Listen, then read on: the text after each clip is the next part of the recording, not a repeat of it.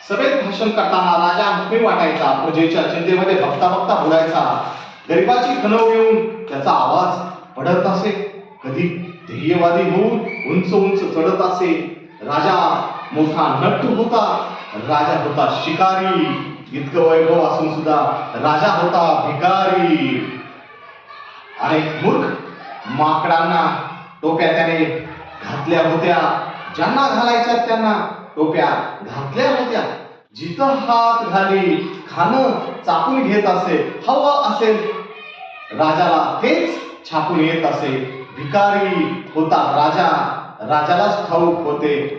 तसं त्याचं मन आतून फार भावूक होतं. चिंतेमध्ये चूर होऊन झरा घालत असे. बागेमध्ये तासनतास एकटा एकटा चालत असे. राजा आरशापुढे उभा राहून पाहत असे.